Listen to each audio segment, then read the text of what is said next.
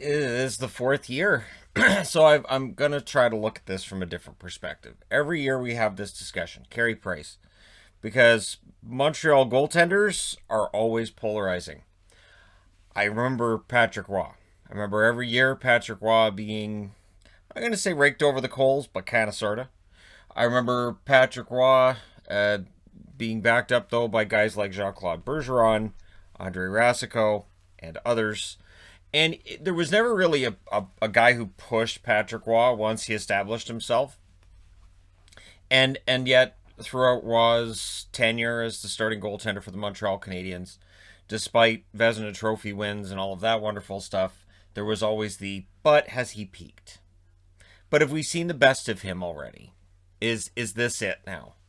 And so when Patrick Roy had his famous blow up and he ends up in Colorado and wins the Stanley Cup, all of that got changed to Montreal messed that up, and of course now we hear about the Patrick Roy curse. But I would counter with there were plenty of fans who were very vocal about Patrick Roy not being Patrick Roy the season he got traded. Which brings us to Carey Price. Carey Price's contract, I don't even have it on the board because we all know the contract's a lot of money and it's for a long time. And it makes it hard to move Carey Price. Carey Price is also 33 years of age. So, while we talk about goaltenders being good later in their careers, and Marc-Andre Fleury right now at age 36 being a good example of that, eventually that falls off. With Lundqvist, it was an all of a sudden, it seemed like an all of a sudden kind of thing. And I guess the question you have to ask if you're Marc Bergevin is, are we already seeing that with Carey Price? Now, last year, Montreal defensively allowing way too many breakaways and 2-on-1s. This year, Montreal defensively allowing way too many breakaways and 2-on-1s. This is not all on Carey Price, but when you make that much money, you're a goaltender, you play for the Montreal Canadiens, you're going to get your share of blame. So let's take a look back. And again, I'm not going through all of the stats because I've done this video before. I'll even link at the end of this video to last year's version of this video. Because why not? 2016-2017 was the big year. Really. He's third in Vezina voting. 37-20 and 37-20 and 5 with a .923 save percentage. Now, it was the big year after the 2014-2015 season, which we will talk about.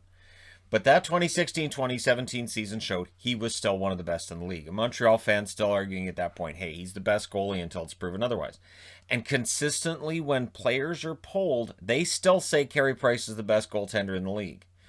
Now, the numbers since that season would tell you he's not the best goaltender in the league. But again, when players are being polled, the guys who play against him, and they say he's still the best in the league, that to me carries some weight. 2017-2018, his record was 16-26 and 7, 900 save percentage. 2018-2019, 35-24 and 6, 918 save percentage. And last season, 27-25 and 6 with a 909 save percentage. This year, he's 5-4 and 3 with an 888 save percentage. So if you look at save percentage as a way of measuring a goaltender, and I see that as a big part of the picture. I don't really take goals against average as meaning anything. Goals against average has always, to me, been a really weird way to measure a goaltender, because if he's facing 60 shots, 50 shots, he probably will allow more goals than the guy who faced 20, but it doesn't necessarily tell you which one the better goaltender is. But and I know save percentage, there's weaknesses there, because with these save percentages that have been going down, a lot of that has to do with the defense in front of him. And it's not the only team. I could have gone through other teams that are having the same problem. But for Montreal, it comes down to defense. And stop the 2-on-1, stop the 3-on-2s. The first thing that Alex Burrows and the new coach Ducharme have to figure out is, how do we fix this and stop these situations where our goaltender's having to defend against a 3-on-2 and a 2-on-1? But it's more complicated than that now with Carey Price, because Jake Allen has entered the picture. 30-year-old Jake Allen. Jake Allen, who was picked up with the idea of, well, he'll probably get taken by Seattle in the expansion draft, so we're good. I think that's still the plan. But Montreal fans, some of them may not like that plan anymore. So this year, he has a 932 save percentage. His save percentage is well above that of Carey Price. His record's 4-2-1, also well above Carey Price's. But I would also counter with this. Jake Allen has been playing more than a normal backup would in Montreal. They clearly have more faith in Allen than they've had in any other backup for a while. And that was part of the problem with Carey Price, too. He was being overplayed. And what's interesting with Jake Allen, and we'll come back to him, is it's not that long ago. Things look kind of dark for him. So the 2020 play-ins, when the NHL announced it was best 3 out of 5 for the play-in round, they initially wanted it to be best 2 out of 3. The NHLPA said no, we can't have 2 out of 3 because Carey Price could steal 2 out of 3 easily. They used Carey Price as an example, as the example of why a best 2 out of 3 does not work for the play-in round. Their fear was that one of these teams that was at the bottom, and Montreal was, they were the number 12 seed, could pull off an upset with 2 out of 3 because they have the best goalie in the league. And then against Pittsburgh, they definitely had the better goaltending. In those 4 games against Pittsburgh, his save percentage, 951, 946, 909, and then 1,000, meaning he got a shutout. And they knocked out Pittsburgh. And Carey Price was king of the world at that point, and proving he was still the best goalie in the league. And this is why, when I see these stats he's putting up right now, I'm not going to rush to judgment. Is he playing particularly well? No. Is he allowing goals he shouldn't? Yes. Did that happen last year when I made a video about this? Yep. Did it happen the year before? Yep. Have we talked about this every year? Absolutely. Do I expect to do this video again next season? Yep. I almost, at this point, expect Jake Allen to be picked up by Seattle. Seattle to go on an 8-1-1 run to start the season. Meanwhile, Montreal goes 3-6-1, and Carey Price's numbers are bad, and Jake Allen looks like he will win the Vezina. That's kind of what I expect for next year. Act surprised when it happens. Against Philadelphia in the play-ins, again, his play was very good. 935 save percentage in Game 1, shutout in Game 2, 950 save percentage after that, and then it drops off to a 909. 897, and then in the last game against Philly, his save percentage is 824. So this is where you can say, well, see, it fell apart. It fell apart, and it was only in round 1, technically. He gets through the play-in round against Pittsburgh, who really weren't ready, and then against Philadelphia, a team that struggled with scoring, he still wasn't able to get the job done. Or you could point and go, well, their defense started having some issues again. Both those things could end up being right. That's the wonderful thing about being a goaltender for the Montreal Canadiens. You'll get the blame, and sometimes it's your fault, and sometimes it's not. The 2019-2020 regular season, it was interesting because the last 10 games before we went into the pause, his save percentage was poor in these games. 889, 846, 840, then 906, then a 1,000, so a shutout there. Then 882, 882, 909, 826, 889. His save percentage very consistently below 900 in each game, as Montreal was fading out of the playoff picture.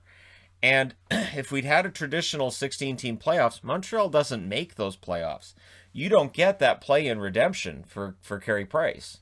We're having a conversation during the offseason instead about whether or not Carey Price is in the top 10 goaltenders in the league anymore, and whether or not Montreal is in deep trouble because of this contract. But we had the play-in round. We had the return to play, and Montreal knocks out Pittsburgh, and then they took Philadelphia to 6 games, and they looked pretty good. Nick Suzuki takes that next step, which he did, and now this year we're seeing over a condensed schedule. It's tough for Suzuki, too. It's tough for these young kids. And then you've got a goaltender who's under the biggest microscope in the league. I would put it ahead of Toronto, and I know that Toronto media is pretty brutal, but I think with goaltenders, I think Montreal's the toughest on goaltenders. So the 2014-2015 season is the year that Carey Price ultimately will never live up to again. He wins the Hart, he wins the Jennings, wins the Vezina, wins the Ted Lindsay Award. He wins everything.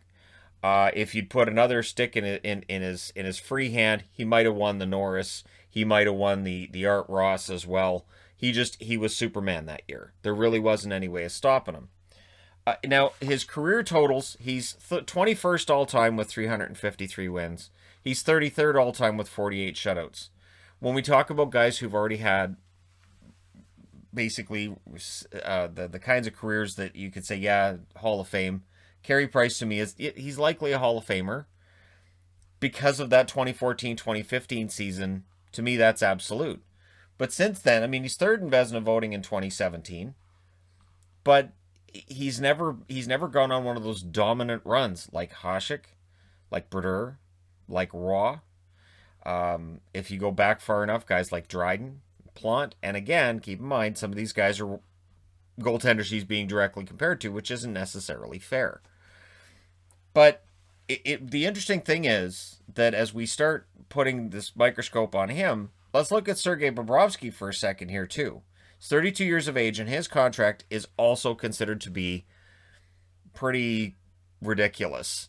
And Chris Drieger's outplaying him. So we've also got a situation where he's being outplayed by his understudy. 2020-2021, Bobrovsky's save percentage currently is .897. He's been getting better. And his record's 6-2-1. He won the Vezina in 2017, the same year that Carey Price finished third in Vezina voting. So Bobrovsky, 1 year, well, almost a full year younger than Carey Price. They're not, I don't think it's a full year. But it is interesting to see that Bobrovsky's around the same age. And it makes you wonder if maybe goaltenders in their, early 30s, we start to see some sort of a fall off there.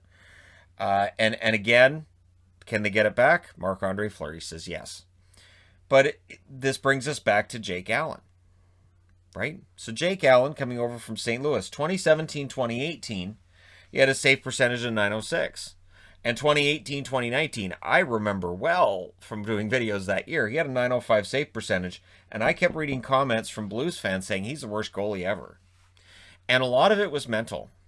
Jake Allen right now is flourishing as a backup where he doesn't have any pressure and Carey Price has all the pressure. If Jake Allen becomes the starter and has a rough game and all of a sudden that pressure's on him, I don't know that he maintains these numbers. Last year, he had a save percentage of .927. He was fantastic on the road. And my theory was then, and it still is now, he was very good on the road. He was then the backup to Binnington. Binnington had emerged as the starter after he was unable to keep that starter's job in 2018-2019. And Allen was more comfortable. He is comfortable being the backup or the 1B. I think he plays the best when that stress isn't put on him. If Montreal goes to Jake Allen primarily and says, we've decided we're going to anoint him as our new starter, these numbers, the .932 that he's got right now, the great play, he could keep it up, sure. But we've seen in the past, with his time in St. Louis, that if things start to go south, you've got an issue. And not only that, but if Montreal's basically told Carey Price, yeah, so we're moving you aside for the new guy, and if Price doesn't take it that well, you might be leaving yourself in a really bad position if Jake Allen's numbers then take a bit of a dive. And I think about Vancouver in this because with Luongo, they're like, all right, we're going to go with Corey Schneider. And then, hey, we traded Corey Schneider. So, and in this case, it would be, so we're going to go with Jake Allen. And then this summer, Seattle takes Jake Allen and they go, okay, so it's your net again. And you're 34, so congratulations. And so this situation, as uncomfortable as it is right now for Montreal because they got off to this really good start and now it's falling apart on them, it can get worse. Because again, Jake Allen, I really think those numbers are good because he's the backup, there's no pressure, and I think that makes a big difference with him. And I think if you play him on the road, now, it is different not having fans in attendance. That might be to the benefit of Jake Allen as well. He may feel like he's less under a microscope from not having fans in attendance too. I think there are players who aren't playing as well right now because we don't have fans in attendance in most cities anyways. And I think there are players who are playing better because we don't have fans in attendance. They can just pay attention to the game. No distractions. And you can just kind of sort of daydream it as if, well, I'm just playing a scrimmage game with some buddies here, and you can really relax in a way that you can't with 17,000 people chanting "You suck" in your ear. So, and I'm not saying Montreal fans do that to Montreal Canadiens, but it's happened. I remember the Brisebois chants, and there have been others, but Brisebois was the one that stood out. So the goaltending situation in Montreal is interesting to me because I understand why they're still playing Carey Price, and I also understand the frustration people have over the fact that Jake Allen isn't being played as much as Price.